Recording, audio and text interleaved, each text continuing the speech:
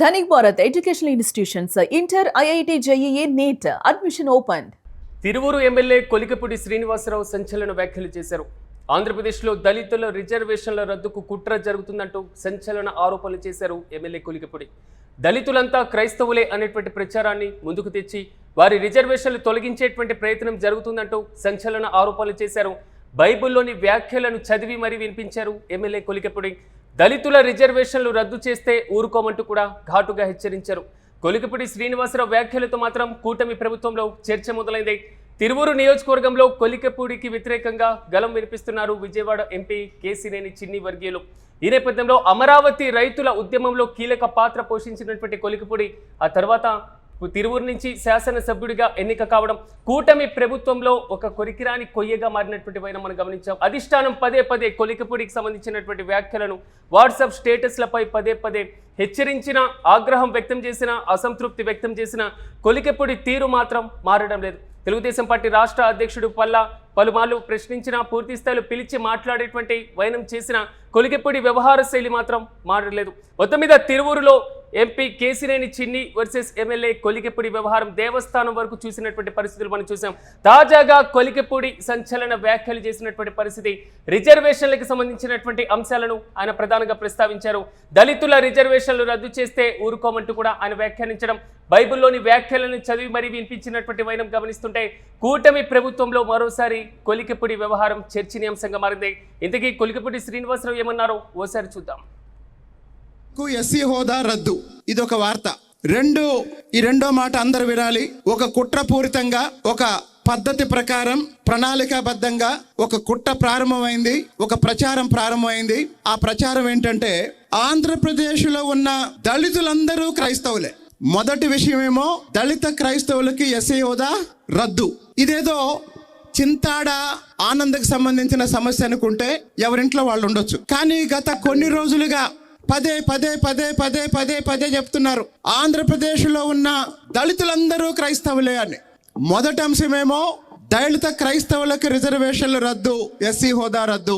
మరి దళితులందరూ క్రైస్తవులు అని పరిగణిస్తే దళితులందరూ రిజర్వేషన్ ఏమైంది అంటే పెద్ద కుట్ర, అసలు కుట్ర రిజర్వేషన్లు తీసేయాలని. డైరెక్ట్ గా ఎస్సీలకు రిజర్వేషన్లు తీసేస్తాం అని చెప్పే దమ్ము లేక, అని చెబితే పునాదులు కదులుతాయని తెలిసి దొంగదారిన దళితులందరి మీద క్రైస్తవులని ముద్రేసి రిజర్వేషన్లు రద్దు చేసుకుంటూ పోతే ఎవరు అడగలేరు, ఎవరు మాట్లాడలేరు అంటున్నారు, లేదా అనుకుంటున్నారు. సరే, దళితులు క్రైస్తవులు అయితే సమస్య ఏంటి? దళితులు చర్చికి వెళ్తే సమస్య ఏంటి? దళితులు చర్చికి వెళ్తే తప్పేంటి?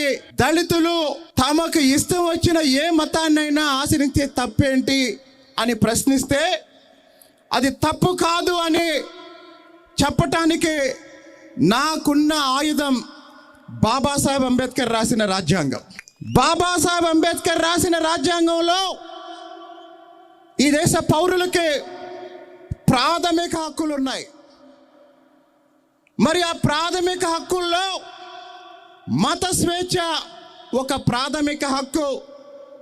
భారత రాజ్యాంగంలో ప్రాథమిక హక్కుల్లో ఆర్టికల్ 25, ఆర్టికల్ 26, ఆర్టికల్ 27, ఆర్టికల్ 28 ఈ ఆర్టికల్స్ పౌరుడి మత స్వేచ్ఛని తెలియజేస్తూ, మత స్వేచ్ఛని భారత రాజ్యాంగం ప్రాథమిక హక్కుగా ప్రకటించినప్పుడు చర్చికి వెళ్తాను, గుడికి వెళ్తాను, మసీదుకి వెళ్తాను, దర్గాకి వెళ్తాను, ఎక్కడికి వెళ్తాను అది నా వ్యక్తిగత ఇష్టం.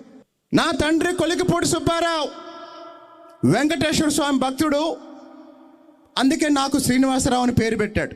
నా తల్లి మంగమ్మ చర్చికి వెళ్తుంది. నా తల్లికి చదువు రాకపోవటం వల్ల చిన్నప్పటి నుంచి పాకెట్ మనీ కోసం ఎప్పుడు రూపాయి కావాలన్నా, ఎప్పుడు సినిమాకి వెళ్ళాలన్నా మా అమ్మ దగ్గరికి వెళ్ళి, అమ్మ ఒక రూపాయి అని అడిగితే బైబిల్ చదివితే ఇస్తానని చెప్పేది. కాసేపు బైబిల్ చదివి వినిపిస్తే రూపాయో 2 రూపాయలో ఇస్తానని చెప్పేది. ఆ విధంగా చిన్నప్పటి నుంచి ఒక పక్క హైందవ మత సంస్కృతిని, క్రైస్తవ మత బోధనల్ని వింటూ పెరిగిన నేను చదువుకొని కాస్త జ్ఞానం వచ్చిన తర్వాత బౌద్ధ మతం ఈ సమాజానికి అసలైన మార్గం అని నేను వ్యక్తిగతంగా నమ్మాను. సరే, ఈరోజు దళిత క్రైస్తవులకి ఎస్సీ హోదా రద్దు చేస్తామంటున్నారు, లేదా